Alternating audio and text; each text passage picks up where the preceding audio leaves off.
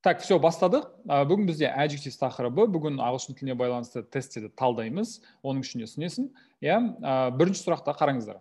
Өте мұқият қарайтын болсаңыздар, келешекте сіздер осы нәрсені білудің арқасында ағылшын тіліне байланысты сын есімдердің сұрақтарын семішкіше шағатын боласыздар. Окей?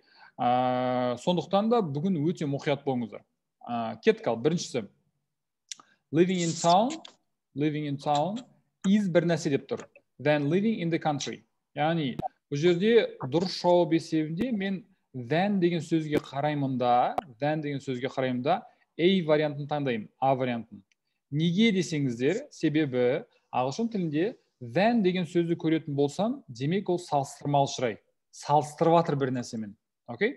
Сонда получается, мен салыстырмалы шырайды қалай жасаймын деген кезде, егер менің сын есімім, өздеріңізге жазып алсаңыздар болады, егер менің сын есімім екі буыннан көп болатын болса, expensive көрінісі үш буын болып тұр ғой, екі буыннан көп болатын болса, онда салыстырмалы шырайда оның алдына more сөзін, немесе less деген екі сөзін біреуін қоямын да, ары қарай кете беремін. Получается, сөйлемнің аудармасында қалада тұру ауылда тұруға қарағанда қымбатырақ деп айтып жатыр. Expensive деген сөз қымбатырақ деген мағынаны білдіреді. Так. Нелердің барлығын, микрофонның барлығын өшіріп тастасаңыздар, бір ережеге бағынайық. Қазір сіздерге максимально пайдалы болу үшін ол біздің фокусымызды алмау керек. Кім микрофонын өкінішке орай өшіре алмайды, өзінің микрофонына ие болмайтын адамдарды біз конференцияны сразу шығарып тастай береміз. Хорошо, потому что басқа адамдарға оның зияны тимеу керек.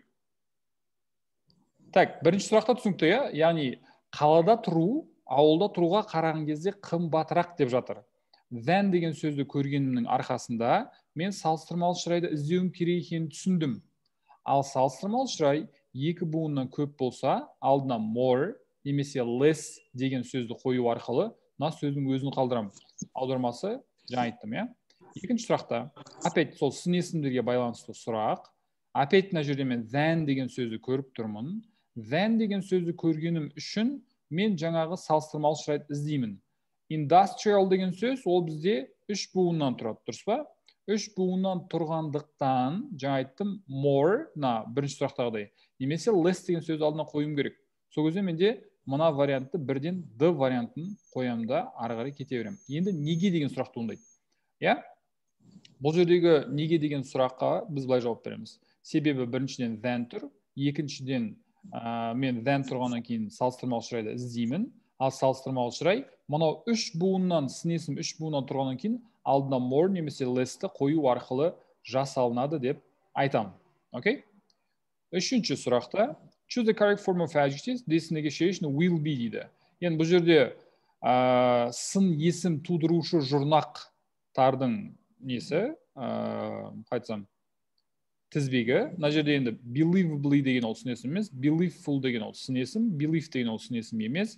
Мынандай сөз жоқ, beliefless деген, believable деген сөз бар. Мына жерде енді believeful немесе believable деген екі сөздің біреуін таңдауым керек. Контекстке сай келіп тұрғаны бізге believable. Яғни negotiation деген ол келіс сөздер сенерліктей болады, яғни сенетіндей болады деген вариантты бұл жерде вариантын талаймын. Бұл жерде просто біріншіден сіздің сын есімдердің қандай сөз тудырушы жұрнақтары бар екенін білуіңіз керек.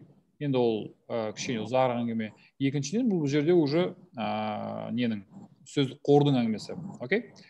Төртінші сұрақта choose the correct form of adjectives. The southern part of Kazakhstan land is деп тұр. Енді мына жерде қайтадан біздің сөздік қорымызға байланысты сұрақ келіп тұр. Яғни бұл жерде Қазақстанның оңтүстік бөліктері қандай деп отыр? Мына жерде mountainly, mountainly деген ол бізде үстеудің ly үстеуді білдіреді бізде. Қалай деген көбінесе. Mountainous, mountainful, mountains, mountainless дейді.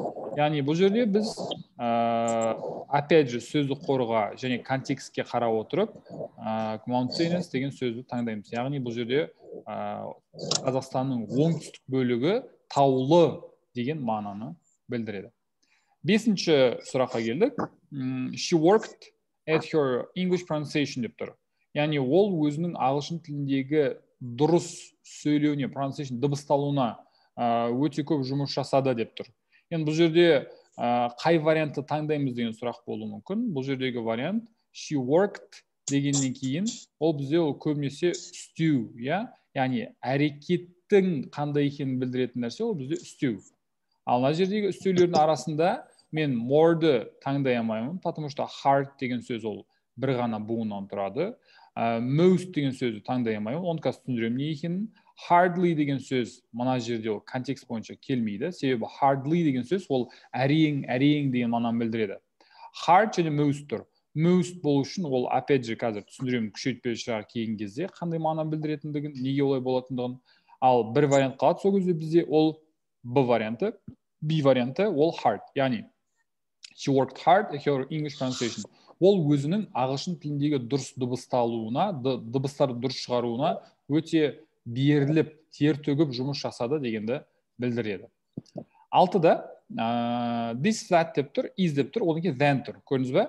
Than деген сөзді көрдім бе, значит мен салыстырмалы шырай іздеймін. Мына жерде енді бізде ереженің кішкене ауытқу. Біздер білесіздер, дұрыс сын есімдер бар және бұрыс сын есімдер бар. Дұрыс етістіктері бар, бұрыс етістіктері бар. Тұрыс сияқты мына жерде ережеге бағынбайтын бір сын есім бар. Good, better, the best деген, яғни жақсы, жақсырақ, ең жақсы деген. Сол good деген сөздің салыстырмалы шырайы better болады. Получается мен мына жерге betterді қоямын, потому что than деп салыстырып тұр. Яғни мына пәтер жақсырақ анаған қарағанда деді, және ар жағында бірақ but mine is the деп тұр. Енді мына жерде the-ні көріп тұрмын. The деген артикль бізде күшейтпелі шырайдың алдында кездеседі. Күшейтпелі шырайы ол best, дұрыс па? Best. Good, better, the best. Міне мынандай болу керек. Енді бізде біріншісінде better болды, значит біріншісінде мынау қалды және мынау қалды. Ал the тұрғаны үшін мына жерде күшейтпелі шырайды қолдануым керек, ол бізде best болады. Сонда сөйлемнің аудармасында менің мына пәтер ана пәтерге қарағанда жақсырақ, бірақ менікі ең жақсы деп айтып жатыр. Көріп тұрсыздар ма? 6-шы сұрақта than-ді көру арқылы мен better-ді тауып алдым. Екі-ақ вариант қалдырдым сол үшін. Ал енді мына жерде the тұрғаны үшін күшейтпелі шырайды қолданамын, ол бізде best варианты. 7-ші сұрақта he is than Mike деп тұр. Than деген сөзді қайтадан көріп тұрмын. Short деген сөз ол бізде қысқа деген мағынаны білдіреді. Ал бір буынды және екі буынды сын есімдерге біз салыстырмалы шырай жасауымыз үшін мына ER-ды жалғаймыз. Сонда бұл сөйлем аудармасында ол Майкқа қарағанда бойы қысқарақ деп айтып жатыр. Than қарағанда деп аударылады. Орыс тілінде кем, яғни он ниже Майка деп мына жерде айтып жатыр. Енді exciting деген сөзді қолданамыз, потому что than тұр, салыстырып жатыр. Біз бұл жерде салыстырудың А вариантын ғана дұрыс деп таба аламыз, потому что налар бұл салыстырып жатқан жоқ. 8-ші сұрақта Patrick has got higher than Stephen деп тұр. Than-ді көрдім қайтадан. Демек біз нені таңдаймыз? Демек біз салыстырмалы шырайды таңдаймыз. Ал сіздер білесіздер, short деген сөз ол бір буыннан тұр. Енді осы бір буыннан тұрғаны үшін оған салыстырмалы шырайды көрсету үшін біз ER-ды жалғайтын болғанбыз. Міне ER. Patrick has got shorter hair than Stephen. Яғни Патриктің шашы Стефанға қарағанда қысқарақ. Көрдіңіз бе? Так. 9-ші сұрақта it was much деді, опять than тұр, көрдіңіз бе? Than тұрғаны үшін опять біз не іздейміз? Біз салыстырмалы шырайды іздейміз. Ал сіздер білесіздер, салыстырмалы шырай бір буын немесе екі буын болатын болса, ER жалғанады мынау сияқты, ER. Егер екі буыннан көп болатын болса, оның алдына more немесе less деген сөздер қойылады. Немесе үшінші варианты ол бізде ережеден ауытқулар. Яғни good, better, the best, bad, worse, the worst деген сияқты. Арнайы сондай бұрыс етістіктердің кестесі бар. Соны интернеттен тауып жаттасаңыздар болады. Себебі бұндай сұрақтардың ішінде олар міндетті түрде кездеседі. Сонда бізде дұрыс варианты it was much easier than I had imagined. Яғни, бұл менің ойлағаныма қарағанда әлдеқайда жеңіл болды деп айтып жатыр. Яғни, бұл жерде 9-шы варианттағы дұрыс варианты ол easier, яғни жеңілірек деген и варианты. 10-шы сұрақ. All his life he had taken pains to be, then his fellows деп тұр. Then деп тұр. Значит, тағы да мен салыстырам. Strong деген сөз, міне бәрі stronger өтті ғой. Мынау strong деген сөз түбірі бірақ буыннан тұрады, иә, strong. И бұл жерде мен than-ды екі сөзден көргеннен кейін, значит, екеуі де салыстырмалы болады. Мына жерде stronger әңгімесі жоқ, stronger әңгімесі жоқ, more strong деген сөз жоқ, more strong деген сөз жоқ, потому что бұл бір ғана буыннан тұратын сөз болғаннан кейін мен оған алдына more-ды қоймаймын. Сонда менде қалды A, B, E қалды. Я, A, B, E қалды. И енді осының арасында екеуі де салыстырмалы болу үшін E вариантын таңдаймын. Неге? Себебі than тұр. Көрдіңіз ба? Brave деген сөзге біз R-ды жалғай саламыз. Енді екі E болып кете алмайды ғой. Braver. Яғни ол өмір бойы өмір бойы қиындықтармен күресті өзінің жасындағыларға қарағанда мықтырақ және батылырақ болуы үшін деп айтып жатыр. Көрдіңіздер ма?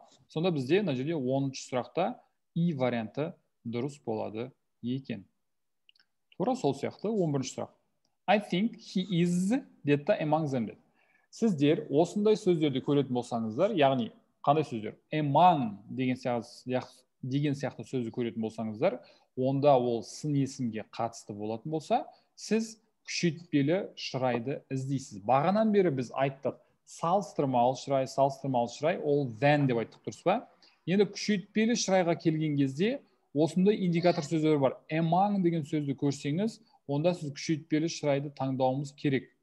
Күшейтпелі шырайды қалай жасаймыз? Жаңа біз мына жерде экранның бетіне сызып алсаңыздар, бірінші класстың баласы емессіздер, иә? Қараңыз, мына жерде біз жаңа былай айттық. Салыстырмалы шырайда brave, иә? Ол бір буынды болған үшін braver болды. Яғни brave деген сөз батыл, braver батылырақ, ал ең батыл, ең мықты, ең ержүрек болу үшін онда біз the деген артиклді қоямыз алдына, және bravest, яғни ең батыл. Көрдіңіз ба?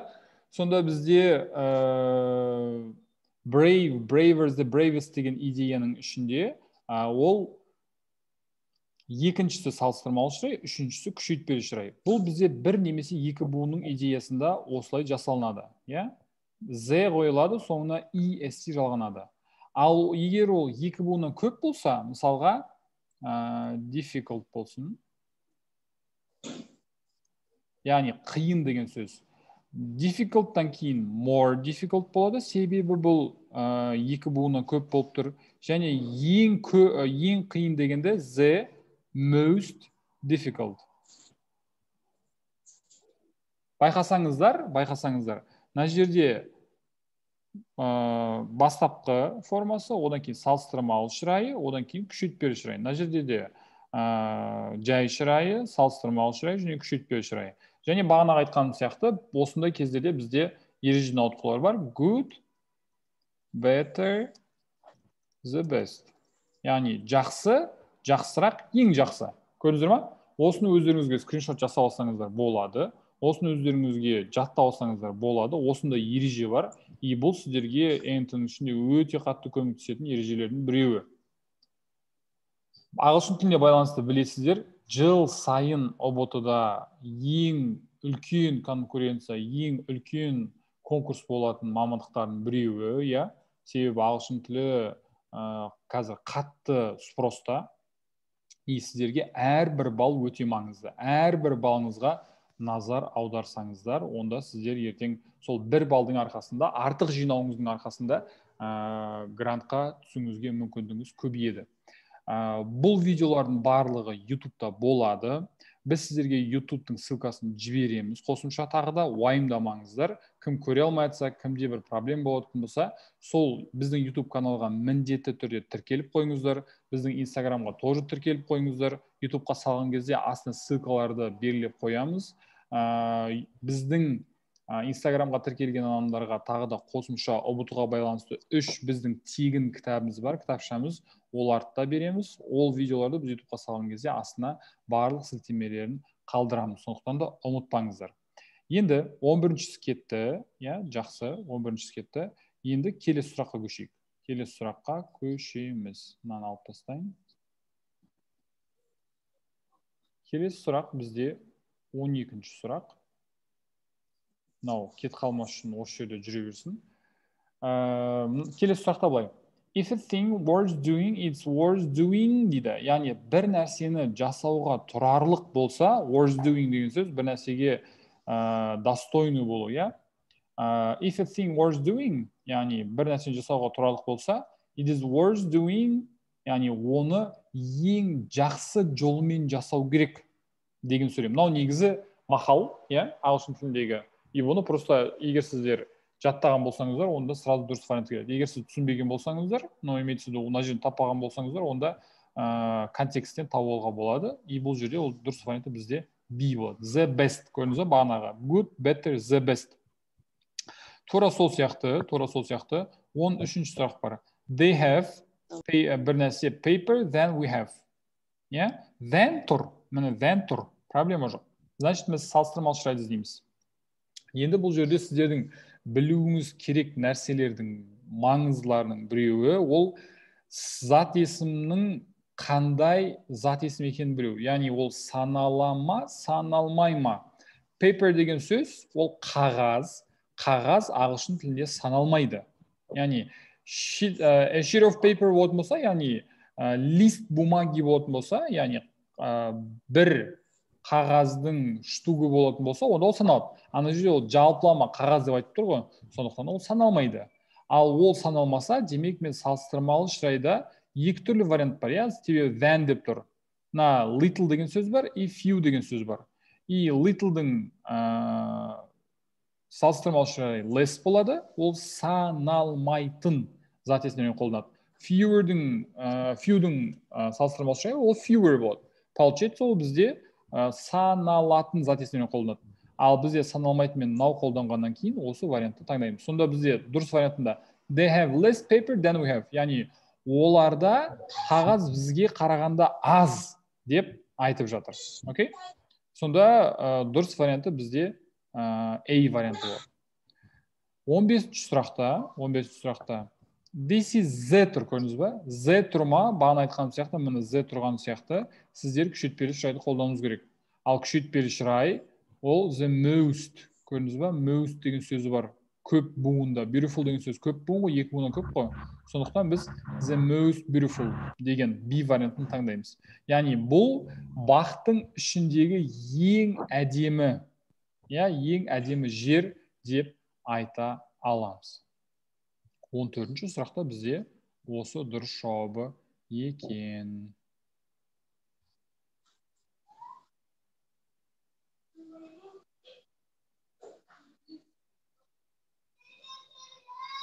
Так. 15-ші сұрақта he knows English than his sister деп тұр. Бұл жерде ол ағылшын тілін бір нәрсе дейді, than деген сөз бағана айттық, ол бізде қандай еді? Ол бізде салыстырмалы шырай еді. Салыстырмалы шырай болатын болса, онда біз мына жерде не таңдаймыз? Получается, біз бұл жерде better таңдаймыз. Яғни ол ағылшын тілін әпкесіне қарағанда жақсырақ біледі деген вариант. Бағана айттық, good, салыстырмалы шырайы better. Сонда бізде E варианты дұрыс екен. Келесі 16-ші сұрақ. He comes home. Яғни төбесінде дұрыс вариант таңдалып тұр. Late, later, lately, the latest деп жатыр. Яғни ол үйге кеш келді. Ал кеш деген сөзде бізде кешірек, кеш, ең кеш деген сияқты вариант айтылған жоқ. Жалпы кеш келді деп айтуымыз, просто late қоямыз. He comes home late. Ол үйге кеш келеді. Жалпылама түрде кеш келеді деген вариант бізде A варианты. Енді келесі сұрақ. How do you usually get to the underground station? The получается біз күшейтпелі шырайды таңдаймыз. Мынау күшейтпелі емес, мынау да күшейтпелі емес. Себебі EST жалғану керек. Мынау да күшейтпелі емес, мынау да күшейтпелі емес. И соңында nearest деген вариант бізде қалды. Nearest деген сөз ол бізде ең жақын. Сонда сен әдетте ең жақын метро станциясына қалай барасың? Get to деген сөз ол бір жерге жету. How can I get to Mega? Мысалы, мен қалай Мегаға жете аламын? How can I get to McDonald's? Қалай мен Макдональдсқа жете аламын? How can I get to school? Яғни мен мектепке қалай жете аламын деген вариантты осы жерге қойсаңыздар болады. Имеется в виду get to-ге кез келген орынды мекенді айта берсеңіз болады. Сосын 18-ші сұрақ. Supply the proper degree of comparison. My car is than деп тұр. Than деді ма, болды, ары қарай мен салыстыруым керек. Ал fast деген сөз, ол жылдам деп аударылады. Киноны көрсеңіздер, мынау кімнің? Форсаж. Форсаждың ішінде fast and furious дейді. Яғни тез және қорқынышты деген фильм негізі, бірақ оны біз форсаж 1, 2, 3, 4, 5, 6, 7, 8, 9, 10 деп айтамыз. Окей, сонда бізде C варианты дұрыс. My car is than yours дегенде ортасында faster. Яғни менің көлігім сенің көлігіңе қарағанда жылдамырақ деп айтып жатыр. What about the weather? 19-ші сұрақта. Well, it was fairly деп тұрды. Fairly болғаны үшін бұл ауа райы қалай болды? Мен шынымды айтсам жақсы деп айтып отыр. Жақсырақ, жаманырақ деп тұрған жоқ, просто жақсы. Сонда бізде осы жерде fairly-дан кейін біз good деген вариант таңдаймыз. Яғни ол бізде B варианты болады. Мен сіздерге көп нәрсені беріп миыларыңызды ашытқым келмейді. Бүгін сіздерге сын есімдерге байланысты білуіңіз керек ең негізгі 4 ережені айттым. Осы 4 ережені сіз тесттің ішінде оңай қолданып үйренетін болсаңыз, ол сізге плюс 1 балл. Мен қазір сабақты мыжып 2 сағат, 1 сағат өткім келіп тұрған жоқ. Сіздер осы алған біліміңізді тестте қолданып көріңіз. Осы алған біліміңізді сабақта қолданып көріңіз. Сол кезде сізге бұл нәрсе более сіңімдірек болады. Более сізге пайдасын тигізетін болады. Мына жерде пассивна тыңдай бергеннен ол сізге қатты пайдасын тигізбейді. Егер сізде ағылшын тіліне байланысты ұбт-да кездесетін не болатын болса, тесттер жинағы болатын болса, сол тесттер жинағының ішінен сын есімге байланыстыларын жасап көріңіз. Сын есімге байланысты қандай сұрақтар бар, соларды бүгінгі сабақтың көмегімен жасап көрсеңіздер болады. Ол қатты қиын емес. Тура сол сияқты бүкіл сіздің келетін алдағы Құдай қаласа тақырыптарыңыз ондай қатты қиын емес. Біз апта сайын осылайынан тікелей эфирлер ұйымдастырамыз. Біздің тағы да айтамын, бұл сабақтарымызды YouTube-қа саламыз. Достарыңызбен бөлісуді ұмытпаңыз. Оларға да пайдасы тисін. Тек қана өзім дей бермеңіз. Өткенде марафон қатысқан адамдар болатын болса біледі, ниетті дұрыстаймыз. Өзім дей бермеңіз. Оларға да мүмкін пайдасы тиетін шығар. Олармен де бөлісіп қойыңыз. Ағылшын тіліне дайындап отқан, ағылшын тілі география, ағылшын тілі дүниежүзі тарихы дайындап отқан достарыңыз болса, оларға айтыңыз. Міне осындай тегін сабақтар болып жатыр, тест талдап жатыр, келіңіздер деген сияқты идеяны. Құдай қаласа, енді бұл нәрсені біз үрдіске айналдырамыз. Тек қана ағылшын тіліне байланысты емес, біз математикаға байланысты, математикалық сауаттылыққа байланысты да тесттерді талдап, осылай сабақтарды түсіндіруге тырысамыз. Ал сіздер біздің YouTube каналға тіркеліп, Instagramға тіркеліп, бізге осындай өтіп жатқан тегін разборлардың рахмет есебінде дейсіз ба, немесе сіздің кері байланысыңыз есебінде дейсіз ба, просто досыңыздарға да таратсаңыз болады, немесе біздің парақшаларға, лайк қойсаңыз болады, ешқандай проблема жоқ. Но сіздердің де біз кері байланыстарымызды сезінгіміз келеді, что біз бұл нәрсені жайдан жай жасап жатқан жоқпыз. Сіздерге шынымен пайдасы тиіп жатыр деген нәрсені көргіміз келеді. Бүгінге осы қатты мыжым келіп тұрған жоқ. Құдай қаласа, дүйсенбіден бастап ослайннан тікелей эфирларда тесттерді талдау сіздермен сабақ болады. Күнделікті. Қалып кетпеңіздер. Жақсы, сау болыңыздар.